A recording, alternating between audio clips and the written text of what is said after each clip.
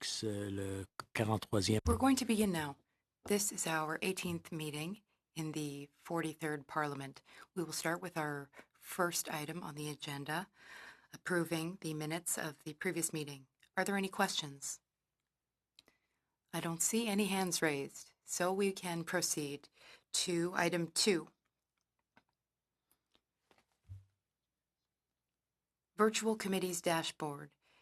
Any comments? Ms. de Bellefeuille? Yes, thank you, Chair.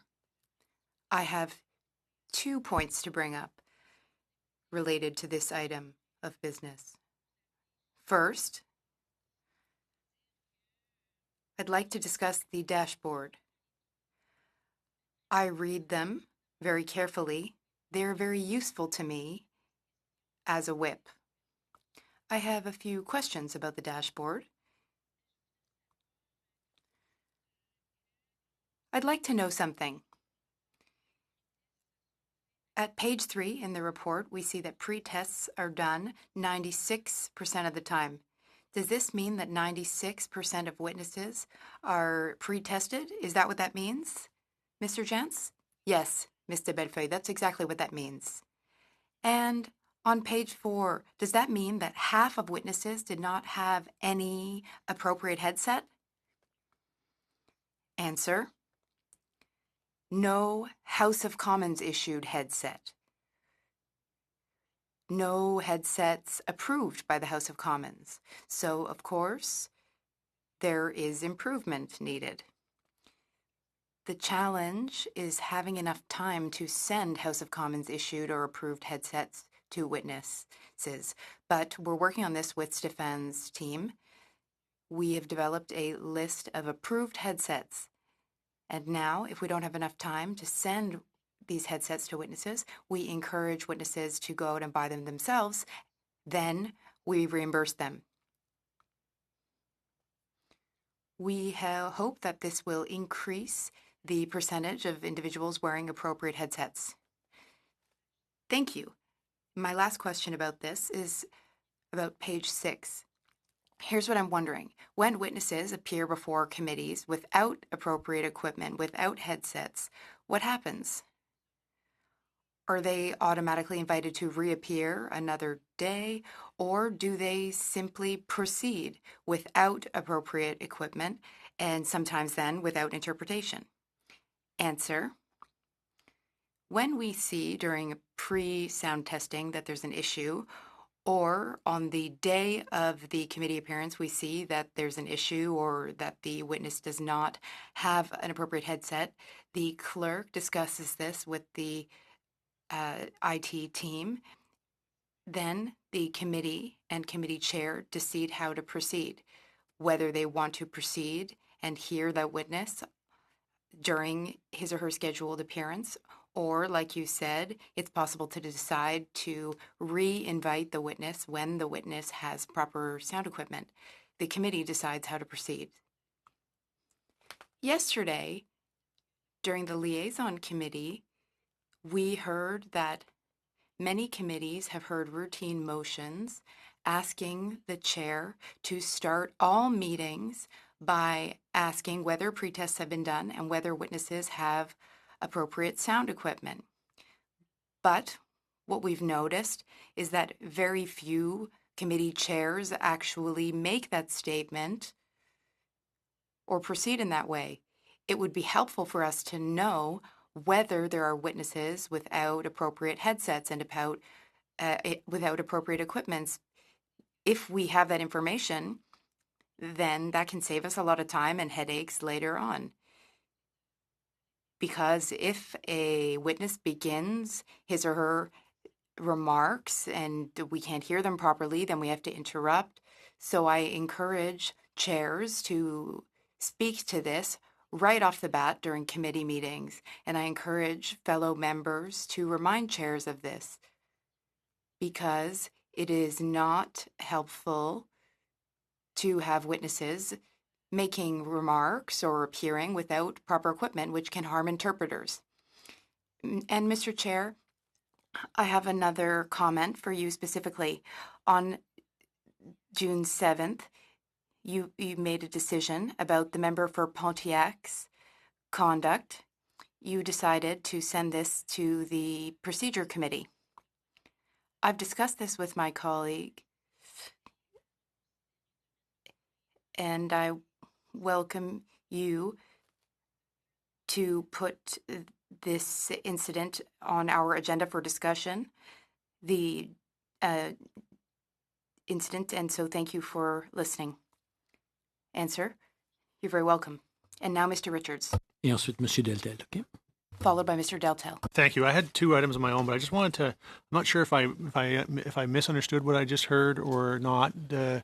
With Mr. Belfay, what was he suggesting we put on for discussion? No, what happened is the item relating to the 14th of April has been removed from the Okay, so agenda. she's just confirming that she's agreed to that. Exactly. Okay. She was just thanking for listening to her plaint. And, okay, thank you. Appreciate that. Going on with it. So I have two things to raise. The first one is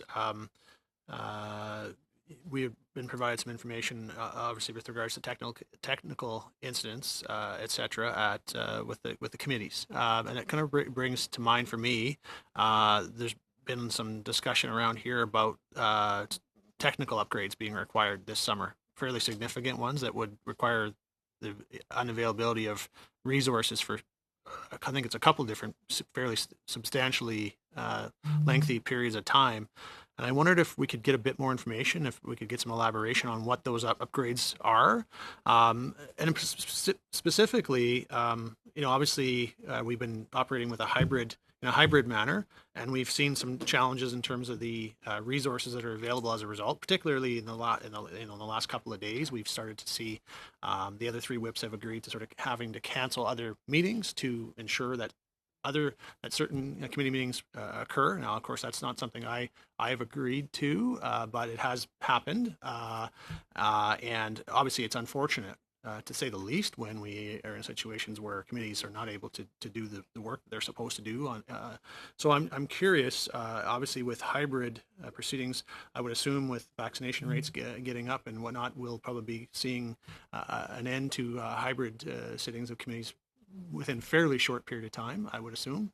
But I'm curious in regards to the technical upgrades being done in the summer. Are some of them related to hybrid sittings?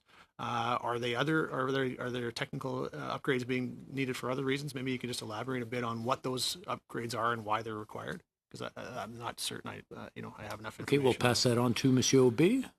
And I do have one other thing. But sorry. Well, but it's fine. We can. Is it related to this first. one? I just or? want you to know that no, they're separate. Okay, we'll come back to you just then. so you know that I Monsieur Aubé. just don't want the floor.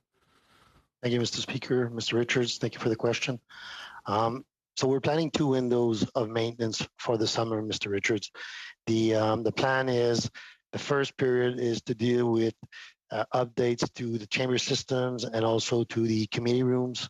Okay, we haven't had a chance since the beginning of the end of January to make the necessary maintenance for either security reasons, because all of the systems that we're using are actually interconnected to the internet. So there's some patching to be done. We tried to do it, sir, during the April and March timeframe, and then we ran into a lot of issues because we don't have the appropriate timeframes to do the testing required before releasing these into production. So we have moved all our scheduled windows, sir, to 2 windows this summer. The first one being right after the adjournment of the session, hopefully after the 23rd. So as you saw, end of June, beginning of July. And then the last window, sir, is around what we are calling, sir, our multimedia operations center. This is where we distribute all content to Canada, sir. All the maintenance of that system hasn't been touched in over 8 months. So that requires also maintenance in that context so that we can support properly the chambers, sir, distribute the content to Canada. And also, sir, ensuring that we have a secure environment for the operations to work. So it's not about our people, sir. It's really about making sure that the systems are up and functioning and are maintained, sir, and that we can do the necessary testing so that way that we minimize the amount of incidents that we have in the chambers or in community rooms. That's the plans that we're doing, sir. Usually we do this, sir, on a year-to-year basis. We've been doing this since I've been at the house over more than 20 years. We've always used these windows because we have the opportunity in the summer. But this year has been a little bit different, so we don't have the amount of windows that we do. So that's why we're focusing at that time, sir. And having said that, sir, if ever there's a need for the house to come back, if there's ever a need for a priority, as we did at Christmas, sir, we have plans in place, sir, to make sure that the Parliament can sit. If ever it is the decision of Parliament to bring back the house, we will ensure, sir, that we can sit and making sure that you guys can do your work, sir, as usual. That's my commitment to this house and to the Speaker. Okay, we'll go back to Mr. Richards and then over to Mr. Julian. Mr. Great, Richards. thank you. And just one very short follow-up on that. I appreciate the information. That's very informative and helpful. You mentioned that if there was a need for this house to sit, that you would make sure it could happen, and that's obviously incredibly important. Would the same apply if there were emergency committee meetings? You would be able to find a way to make sure they can operate as well? It would be our goal to do, sir. Our preference is to keep that window open if we can. But you know, if the House decides that we need to have this to happen, sir, we've always found ways to make this happen, and we're going to try to do our best to make this happen, sir. Sure, appreciate that, and I know you always have done everything you can. So appreciate that. Thank you for the information. The other matter I want to raise quickly. We've had three of the most senior procedural clerks in the House. You know, we have or will be soon losing three of the most senior procedural people we have. Colette Lebrec Rial, Beverly Hill, and I understand now Andre Gagnon. We're going to see his retirement soon. And these are three of the most senior people we have. I think there's close to 100 years of combined experience there. And one of them literally wrote the book on procedure. So, you know, obviously, first of all, you know, we want to acknowledge and thank them for all the work and the contributions they have done to this place. But, you know, it also raises a question, I suppose, that I think, you know, I want to see if we can get some information brought back to the board on, because I understand that each of them has at different times been on medical leave in the last few years and then have ultimately decided to retire early. And they all strike me as pretty young, despite their lengthy years of service. So it seems like those retirements could be coming a little early. And losing, you know, even one of them is I think a huge loss to this house. But to lose three of them is probably an immeasurable loss, frankly. And so I wondered if we could get a report back on whether there's been any work done in terms of determining whether there's any internal factors that have caused such a significant and unexpected turnover. And you know, if there's anything that's being done to try to mitigate both their loss and whether there's anything that we need to correct to ensure that we're, you know, not finding something is, you know, occurring that's causing, you know, three of our more senior people to choose to leave what I would say seems to be early retirements. So I wonder if we could ask that administration examine that and come back on that. Or if there's any comment now, I'd be happy to hear if there's anything been done. If it's a fair request, we'll ask the administration to come up with a report and find out. Unless there's anything that to report now that anyone like, but if not. Madame Laframboise, est-ce que vous vouliez quelque chose? Would you have something to report on that, or should we come back with a report? Certainement. No. Yes, certainly. Thank you. In my experience, people retire when they can and when they want to. If you have any questions specific to Monsieur Gagnon's retirement plans, I would suggest that you ask him what his plans are, but he is eligible for and has opted to retire. Well, given that, I think it would be good if we could ask that there be, you know, because I think anytime you lose three senior people, especially when they seem to be earlier than what would be expected, it's probably wise that we examine whether there's anything internal that is, you know, at play there, and maybe we need to just examine those things and determine whether there's anything we can do to ensure that we don't lose other folks to early retirement like we have these three. And it could well be that that in this case, it's just coincidence that three of our most senior people have all made that decision. But I think it's always important. I know I would certainly, if I was to lose three senior people from an organization, would want to examine whether there's anything that we need to do to ensure we don't have further occurrences. So thank you. Fair. That's a fair request. We'll put that forward and see about getting a report back. And I do concur with you. They are very very useful, and they will be missed when they leave. Mr. Julian. Thank you very much, Mr. Chair. I would reiterate Mr. Richards' request. I am concerned with high turnover, and when we lose three people who've given so much to the House in rapid order, in what seems to be stepping down early, it's a matter of concern. I thank you, Mr. Speaker, for responding to Mr. Richards' request, and I also believe that we at the next BOIE should perhaps in camera have a discussion around is this something that we should be concerned about. I wanted to come back to Mr. Obey because, of course, we've got two dynamics at work. One is the new variants mean that I don't think that we can, at this point, anticipate that in September, if there is no election, that the House would reconvene as if the pandemic doesn't exist. I think we're all hopeful that eventually the pandemic will die down, but the variants have meant that there's been a third wave, anticipation now this summer of a fourth wave. So we have to plan for that, of course. So I think there are discussions taking place in other fora about how that will look over the course of the summer. I wanted to get and perhaps I missed this, Mr. Obey, but really get the dates that at this point are dates where the committees can't meet. Committees will be meeting over the summer. There's no doubt about that. There will be issues that will come up that require committee participation, and I gather that there are provisions if the House is recalled. That's good. Committees will meet. So you'd mentioned the 23rd of June until, and it wasn't clear to me what the end date was in that first preference for the administration that committees not schedule meetings.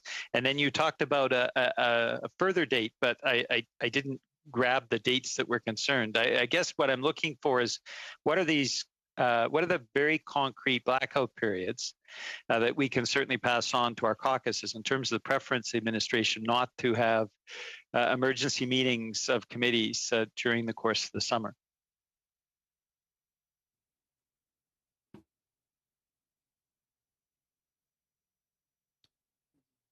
So just to be, thank you, Mr. Julian. So that we're looking at two windows currently, Mr. Julian, and the windows that we're looking at, I'm just going to be specific here with the exact dates, are from June 30th.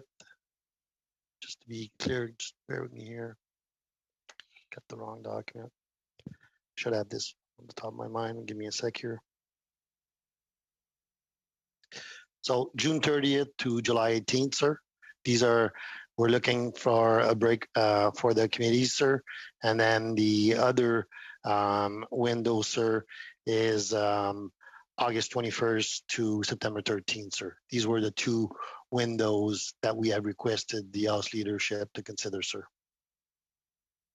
Okay, thank you for that. And am I correct? I think Mr. Richards asked this question as well, that in the case of a committee that absolutely needs to meet during that period, we live in times where emergencies arise. Is there provision for a committee to meet even during these periods?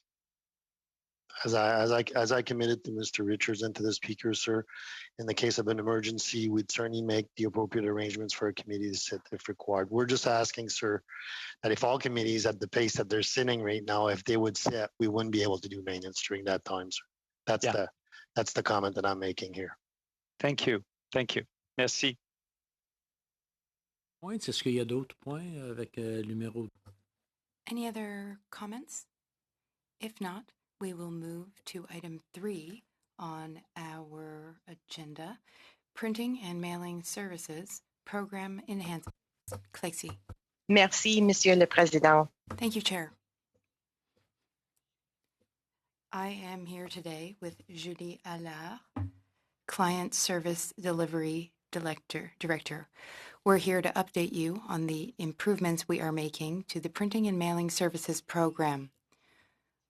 Over this past year, we have improved printing and mailing services to be in line with members' needs. Présenté aux membres du Bureau. On January 28, 2021, we presented to members of the board preliminary areas of enhancement that we would further explore, and today we will share what we have implemented or will be implementing following this analysis.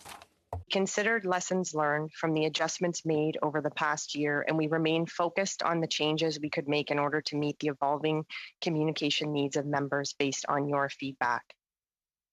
After careful assessment, we determined that reducing production timeframes from 12 days to 9 days and increasing surge capacity during peak periods were the enhancements that presented the greatest potential impact while maintaining current resource and budget levels.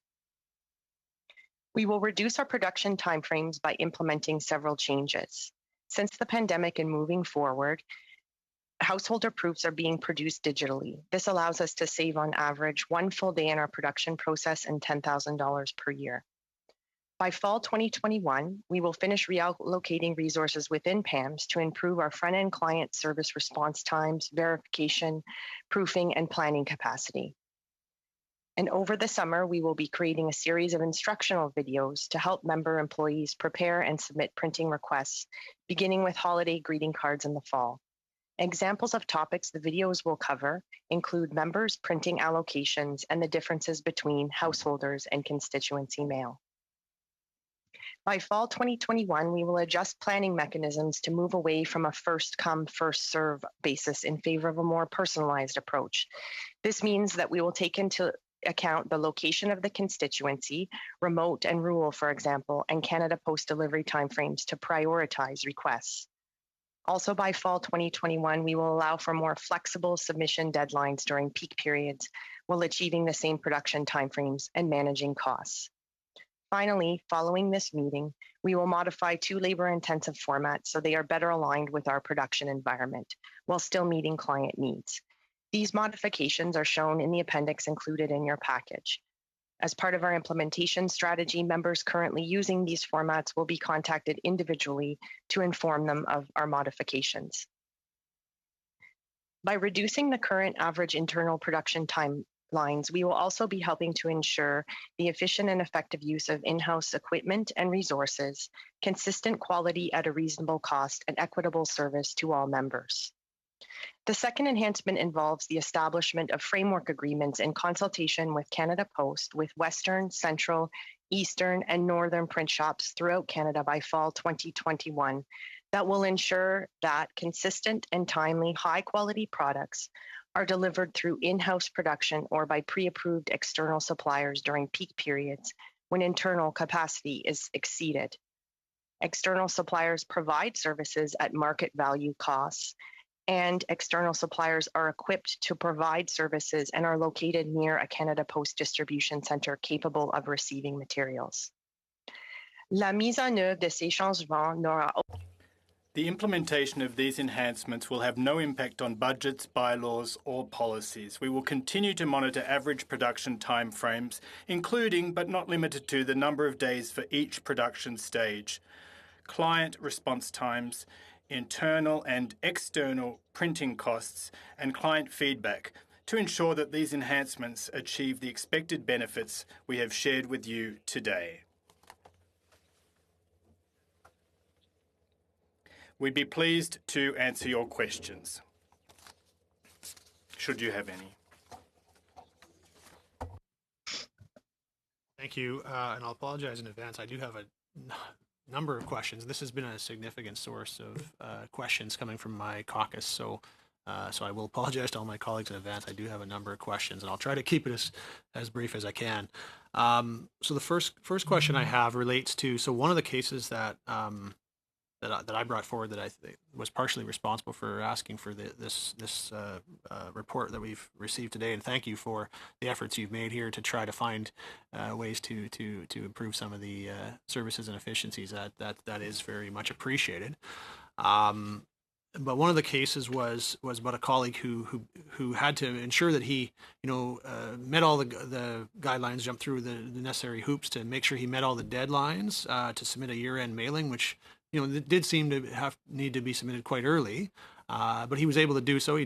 But then found that what happened was a mailing ended up coming far before the end of the year, and actually arrived like it was a Christmas related thing, I think, if I remember correctly, and came like way too early to be reasonably seen for Christmas. And so obviously that caused him a source of issues. So I'm wondering if these changes, and I'm pointing, I think there's a couple things here, like you mentioned, like a more personalized approach to delivery times and greater submission flexibility. I'm hoping that would apply in this case, because I think that's been one of the challenges. Like what we're talking about there is finding ways, like people, members can ask that it be delivered as soon as it's ready, or they can ask that it be delivered on a certain date, etc. Is that what you're driving at with personalized approach and greater submission flexibility? Is that, or is there more to that? That's exactly what we're driving at, Mr. Richardson. Thank you for your question. The greater flexibility around submission timeframes will be facilitated through that more personalized approach that we'll also be implementing concurrently. We're also hoping as well to improve our communications and know that those how-to and make them more responsive as well. So I think those three items together will work and get at that specific case that you've raised. Thank you. Perfect. That's great. So if a member's, and I've been here before too, where I try to, based on your average windows, I'm like, okay, if I submit it here, it's probably going to arrive around there, and then sometimes it'll come a little earlier, sometimes a little later. So in a case like that, a member could now say, let's say, for example, I want this to arrive on November 15th, and then you would tell them that it, may not be possible given timelines, or if it's going to be early, that it would be, November 15th. Exactly, or November 15th, or later if you couldn't meet it. Like, so that is that kind of the flexibility we're talking about here. Like members can kind of have a bit of a, this is when I'd like it to arrive, and then you have a conversation about whether it can be done or not. That is exactly the flexibility. I don't know, Julie, did you want to add any further details? Yes, thank you. Although we don't have any control on Canada Post side, we'll definitely make that flexibility available. Perfect. Great. That's what I'm glad to hear. And a couple other things. The elimination of paper proofs. I'm going to raise this one. I've heard it from others, but it's been an issue for me personally. I have had times where when you design something, you design it based on the folds, so that when it arrives, what people will see when they open the first fold, etc. Like that's a fairly important part of a mailing. And I've had times where the fold we've agreed to, even with having paper proofs, ends up not being the fold that gets sent, which does cause an issue. Now I'm concerned actually by the idea of removing a paper proof that could actually exacerbate that problem. And I understand the idea behind it to improve efficiencies, but I would strongly argue that what you should be doing is maybe at least leaving that option available to people, because I know for me, I would still want to see a paper proof to ensure that my fold is correct. And I'm not sure, how else to really be able to ensure that. So I think you should at least leave the option for members to ask for that. Maybe it doesn't have to be an absolute requirement that it's sent every time, but if a member wishes to have a paper proof, I think it should still be provided. Is that something that you'd be open to? Yes, thank you, Mr. Richards. Absolutely, the option will always be there. The default will be no paper proof, but you can also ask for a paper proof. That option will still be available. Okay, and that'll be communicated to members so they're aware of that as well? Okay, yeah. Great, thank you. And one last thing. In regards to the you're going to during sort of the peak periods where where you get overburdened, you're talking about engaging with regional print shops to sort of have some external. What will be the process to determine who those regional print shops would be? Is that going to be a competitive bidding process? Like how will that be? And how will you determine when you would need to engage the regional print shops? It would be, to your point, Mr. Richards, it would be a competitive process in partnership with our colleagues in finance who are responsible for our procurement process at the House. But we are also leveraging partnerships with other federal departments such as Elections Canada or Stats Canada, and seeing and comparing lessons learned and who they might be using.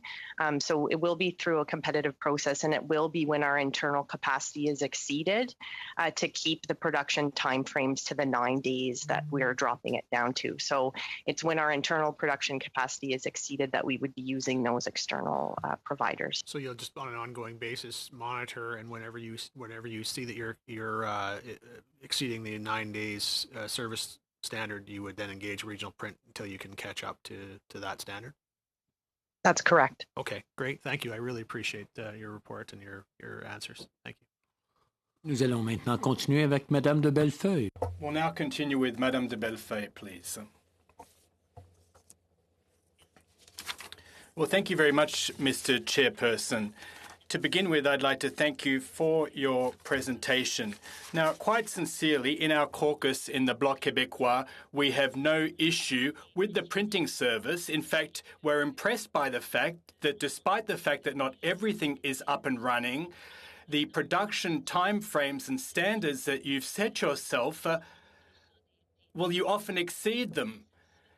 And so we're very satisfied with the printing services and also happy about the change in format that you're slating for the constituency mail. We think it's far more user-friendly. Our only concerns or misgivings are that we have an issue with Canada Post in the Upper North Shore area, where the printing services, postal services and constituency postal services timeframes can take up to 5 to 6 weeks. Now, we were wondering, in order to remedy that problem, to whom we should speak, because that's basically our only issue. So that for the member of Manicouagan, for example, who is in a more remote region to the post offices, that can be fast-tracked. I think you're very proactive. I like professional services and what you do for us. Your team is very mindful of releasing top-notch, top-quality publications. And unlike my colleague, we're very happy with the digital proofs that are being approved. To our mind, that fast-tracks processing and printing, and we're very happy with that. So I'd like to take my hat off to you again for finding all of these ways to streamlining the printing and mailing. Just a quick suggestion. You talked about instructional videos to help members and their staff on the new modus operandus. I'd like to share a video, or I'd like to see a video that would show the difference between householders and constituency mail, because members have trouble getting a handle on what the exact difference is, and there are different rules and guidelines. There are different processing times. We know that for a householder or a constituency mail, you don't need a 30-day lead-up time. So perhaps a short instructional video could include that. And as whips, we can refer our members and their staff to those instructional videos so that they can really get a grip on what the difference is between these two items, constituency mail and householders, that are subject to very different rules. Are there any questions or comments? Now, we've just had a request that there's a vote on right now, and some of you are whips and would want to make sure you have your finger on the pulse of what's going on. So we're going to suspend until after the vote. I encourage everyone to come back as soon as possible once the vote is done. Je vous encourage de retourner le plus tôt. I'd encourage you to come back as soon as possible after the vote because we'd like to pick up where we left off. We have Mr. Stanton, Mr. Wright, and Jennifer who are going to make their presentations. And we don't want to have them come back yet another time because it's already the second time that they're appearing before us. So have a good vote and we'll see you back in about 30 minutes. Thank you very much.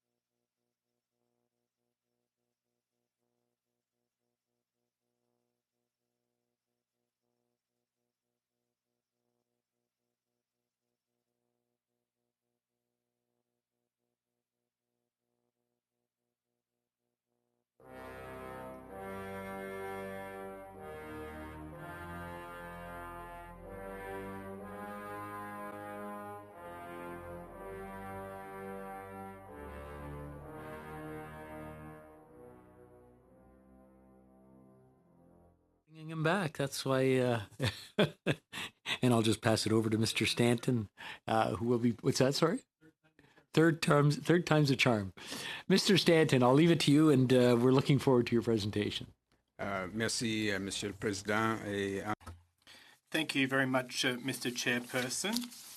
And as chair of the LVTP working group, I'm here today to update the board on our work from the last WG meetings and our recent consultations with the Senate LTVP subcommittee, and to seek endorsement of our recommendations regarding the proposed approach for the tarping of centre block, the construction site hoarding interpretive panels, and the PSPC public engagement strategy. PC presented us with various options for the tarping of centre block. While centre block undergoes its rehabilitation, the construction work will be happening from basement to roof, inside and out, and access to all areas will be required for the work. General access will be provided by installing scaffolding all around the building, and along with the access it provides, this will also assist in the restoration of the masonry on the building facades. As part of the masonry work, there needs to be protection from the elements and cold weather. The tarps on the scaffolding provide that protection, as well as enclose the scaffolding for various other reasons. This is typical on most construction sites, as you have seen, most recently on West Block, and can presently see on East Block, where it is enclosed with white tarps for the duration of the rehabilitation. The white tarping tends to be quite obvious and somewhat unattractive, especially in such an iconic location as Parliament Hill. What has become more common around the world to enhance the visitor experience and general image of iconic heritage buildings while undergoing construction is to print images of the hidden building on the tarp, essentially a trompe-l'oeil, an optical illusion of sorts, which provides the continuity of experiencing the sense of place with a replica of the building facade. The working group was presented with three approaches to centre block in this respect. First being to color the tarps on all four facades to match the color of existing stone, if you will, a sand colored. You can see in the upper right-hand corner of this slide. A second option being a front facade trompe-l'oeil over the south facade facing Wellington Street and all the other three walls in the stone sand color. And finally, a third option being a trompe-l'oeil on all four facades. The working group deliberated on the merits of all three options. We also received letters from mayors of Ottawa and Gatineau and the National Capital Commission strongly encouraging Parliament to support a trompe-l'oeil on all four facades in order to maintain a positive visitor experience. We believe that a responsible approach is to recommend that all facades receive the trompe-l'oeil images of centre block. The tarps will be used for the full duration of the project and are estimated by PSPC to cost in the neighborhood of $3.8 million. This will preserve the iconic image of centre block for all who visit, both for Ottawa and Gatineau, and enhance the tourist experience of Parliament over the course of its rehabilitation. En juin 2020, in June 2019, parliamentarians endorsed the approach to construct hoarding on the hill for the renovation of the parliamentary buildings. Now, the proposal comprised panels with large monochromatic photos interspersed with interpretative panels and wayfinding to be installed across the parliamentary lawn. Once the interpretive content was developed, it was expected that PSPC would return to seek final approval on the panels. The working group was presented with fully developed detailed information on the bilingual interpretive panels as well as images. The panels will convey information on the following themes: parliamentary theme, CB, that is Centre Block Rehabilitation Theme, Parliament Hill Timeline, and Gathering Place Theme, Indigenous Theme, and Wayfinding Theme. With the exception of the Indigenous-themed panels, which still require wider consultation, the working group supports the approval of the other panels, which we believe are appropriate and informative. A full-scale mock-up of the panels are currently on site to allow for review. You can see those mock-ups in West Block. We recommend that the block, or the board rather, endorse the construction hoarding panel proposal so that PSPC can proceed to fabricate and install the interpretive hoarding this summer. PSPC also presented their approach for the public engagement of the Centre Block project and the long-term vision plan. The working group reviewed the detailed information provided and recommends that the board endorse the proposed public survey and plan that PSPC has developed. March 12th, we were provided with a progress update on the entrance sequence design for the Parliament Welcome Centre, and the members of the Independent Design Review Panel attended to advise and answer questions. They fully supported the working group, fully supported the direction of the design and made note of the areas for further development. The working group is pleased with the progress and excited about the design concepts we have seen. Further to the meeting, the working group has agreed that consultation with the Senate would be appropriate on the proposed centre block infill options. A joint meeting of the House of Commons working group and the Senate LTVP subcommittee took place on April 7th, 2021, during which we had a fulsome discussion on the potential infill above the Hall of Honor. The glazed roof enclosure of the light court above that Hall of Honor provides an opportunity to create new space above the Hall of Honor on 3 floors. The enclosed light court will also assist in achieving project goals on sustainability and accessibility.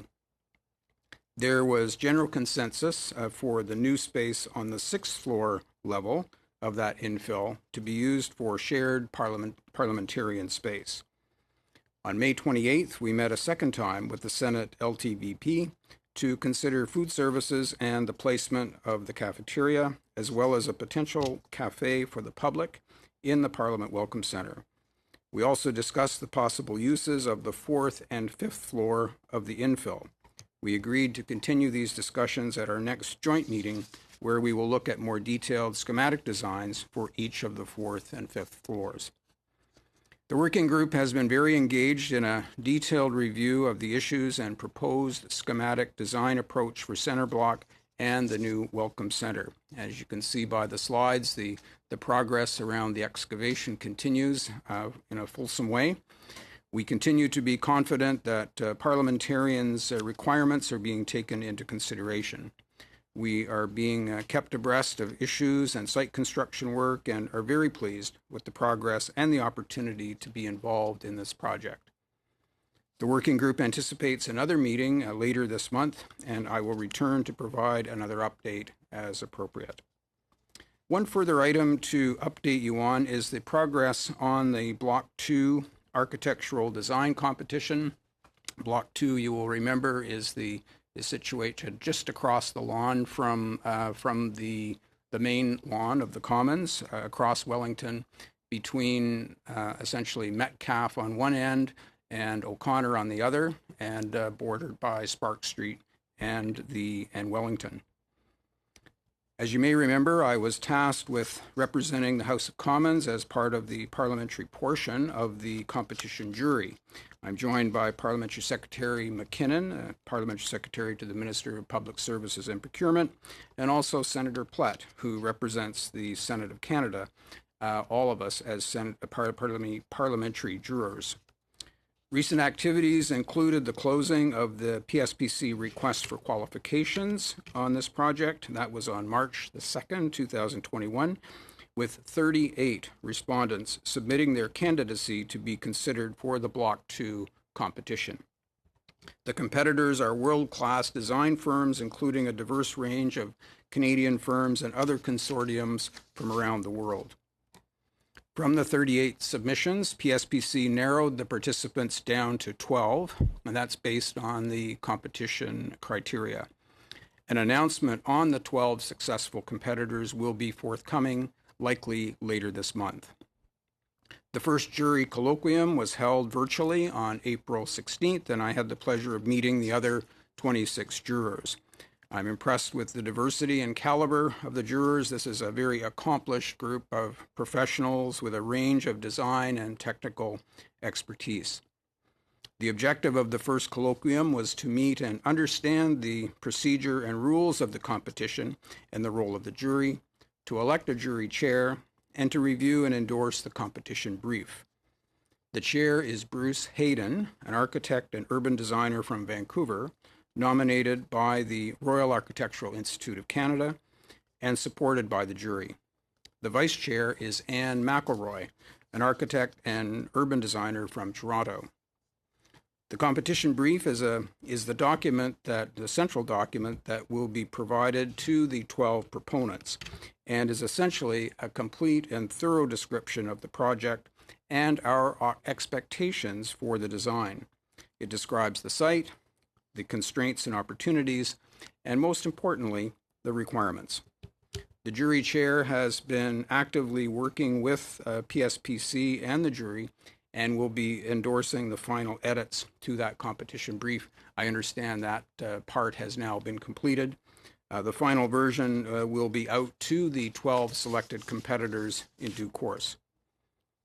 The next steps for the jury will be a 3-day workshop in September of this year, where we will evaluate the design concepts submitted by the 12 participating competitors. The jury will be supported by a team of technical experts, including from the House of Commons administration. Of those 12, the jury will choose 6 shortlisted participants who will proceed to stage 2 of the competition. Les propositions finales de l'étape 2 The final designs from Stage 2 are expected in spring 2022. Thank you for your attention, and I'd be happy to respond to your questions or to elaborate on any of the information provided. Thank you very much. Merci beaucoup, Monsieur Stanton. Thank you very much, Mr. Stanton. We have the first question from Mr. Julian. Mr. Julian, the floor is yours. Well, thank you very much, Mr. Chairman. And it is a tremendous honour to have participated with Mr. Stanton last week in the House of Commons. And everything that has been said regarding you, Mr. Stanton, is really heartfelt, I think, and quite laudatory as far as your exemplary service, which we really appreciate. We're very grateful for everything that you do outside the chamber as well. Now, you referred to the House of Commons TARPs, and the recommendation is that they be placed on 4 sides at $3.8 million ballpark cost. What is the cost of the 3 other options before I come back with further questions? Well, thank you, Mr. Julian. And thank you for your very kind words. I'm grateful to you for them. As far as the cost of the other options is concerned, for the first option, the trompe-l'œil would be a neutral colour and as a sand colour, if you will, and would cost approximately $1.5 million. The second option is to have simply a trompe-l'œil on the southern facade, which faces Wellington Street. That would cost approximately $2.6 million. And as I said, the third option is there too. So there's a discrepancy or a difference of $1.2 million between options 2 and 3. Merci beaucoup. That yes, it is true that $2 million difference from a very Spartan approach or 1.2 million for a more elaborate approach, that is more money. I certainly concede that. My thinking is this: having been to world sites around the world, seeing how in Europe, for example, they preserve the monuments as they are renovating them by putting in place tarps that people can actually see and envisage the monument itself, and seeing how tourists take pictures of that. You wouldn't think a tarp would be an attraction, but it is, and we know this, and that's why the practice around the world is increasingly when people travel to these sites to make sure that they get the impression of what they see, even if it is under renovation. Now, my riding is as far from Ottawa as it comes, and when my constituents go to Ottawa, it is a big deal, often a trip once in a lifetime. And so I've intervened before on making sure that we keep things accessible. As you recall, Mr. Speaker, I intervened that we kept the Library of Parliament, that's not being renovated, open, so that constituents who come from British Columbia or Newfoundland, Labrador, or Nunavut for that once-in-a-lifetime trip can actually visit and access the site. So it seems to me, even though it is a significant amount of money, I don't doubt that, but for families that are spending often years saving up for that trip of a lifetime, for them to come to Parliament Hill and have a very plain tarp that doesn't in any way reflect what they may have come to Ottawa for that once-in-a-lifetime trip to see, it seems to me that it is worth that additional expense. I tend to be quite critical if we're spending money that is not needed. I think in this case, it is an expenditure that we do need to make, and I certainly support the recommendation. Thank you. Are there any other comments or questions? Oh, Mr. Richards, yes. Yeah, so are we just talking about the Trump die, or are we talking about the presentation? Okay, so in that case, so first of all, I will say that I appreciate the option 4 that's been provided here. Mr. Julian mentioned for many people when they come here to Ottawa, it is sort of a once in a lifetime opportunity, and I know certainly with the last couple of years in particular, it's been incredibly hard on the tourism industry, and so obviously anything we can do to not take away further from visitor opportunities and experiences when and if they do choose to come to Ottawa, and often when they come to Ottawa, they'll come to other parts of the country as well. So I think it is important. So I appreciate that suggestion.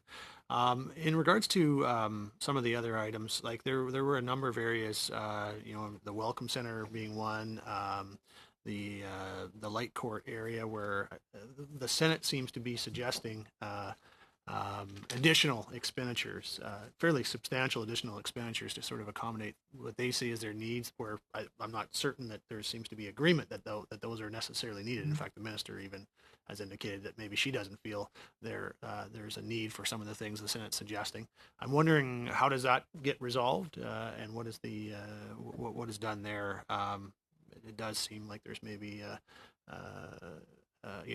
some fairly substantial requests being made there on their part, and if if there's a feeling amongst many that they're not needed, is there something this board can do to help to facilitate appropriate decisions there?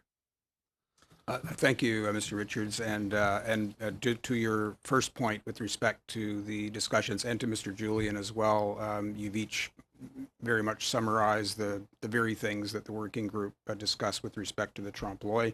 The notion that this is, first and foremost for the incredible number of visitors who come not just to Ottawa but to Gatineau. And this was strongly reinforced by certainly the mayors, the NCC. We're very clear on that, and I think it was a persuasive argument, just as you have summarized well. On the other, for the working group on the House of Commons side, we are partners. We share both chambers share responsibility for the parliamentarians' input into the renovation plan. So, and we've had two really, I think, constructive and excellent meetings. We will be having another one as soon as we can organize that to continue those discussions on the items that I mentioned. But clearly, we are also under the view that the final conclusion on points where there are disagreement, the Minister of Public Services and Procurement can and will, as you've seen this week, relay her concerns with respect to some of these issues.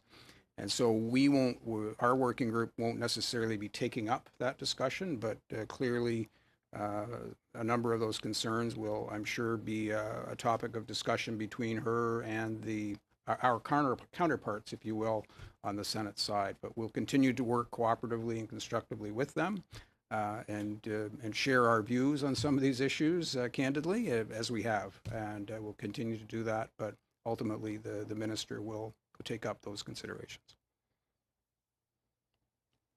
Questions or comments? Questions et commentaires? I take it we're all in accordance with these recommendations. On est tous d'accord avec les recommandations. We all agree with the recommendations. Thank you very much, Mr. Stanton, and thank you for your team, and thank you for your patience as well. Now we're going to go to number 7. Nous allons continuer avec le comité mixte spécial sur. We're now moving on to number 7. Mr. Jans. Oui, merci beaucoup, Monsieur le Président. Yes, thank you very much, Mr. Chairman. A couple of weeks back, the MAID Joint Committee was struck, and you have before you their request for a provisional budget of $50,000. Committee, Senate House, the budget would be divided using the usual 70-30 formula. So the House portion would be $35,000, and the recommendation is that this funding be taken from the envelope for all standing committees. Thank you. Questions or comments? Questions et commentaires? Seeing none, are we all in accordance with the recommendation? I see everyone shaking their heads in approval. Okay, we'll continue. Number 8, annual report on the members of the House of Commons Workplace Harassment and Violence Prevention Policy for 2020-21.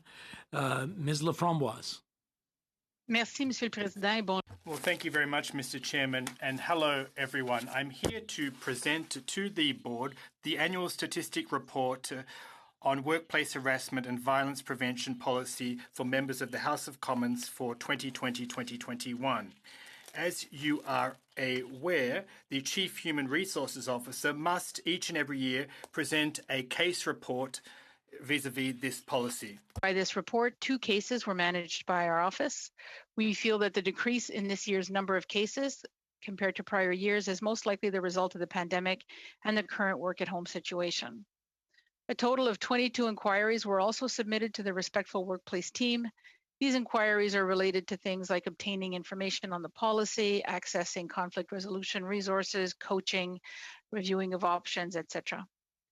The annual report also speaks to the communication, training, and awareness activities that have been undertaken and that will continue. A communication from the Office of the Speaker will be sent to all members to notify them of the publication of this report, and the availability of the report will also be announced on Twitter. The report will also be available on the rcommons.ca and source platforms. I'm happy to answer any questions that the board may have at this time. And comments, questions et commentaires? Not seeing any. Everyone is in accordance with the recommendation. On est d'accord? C'est beau. Maintenant, we agree.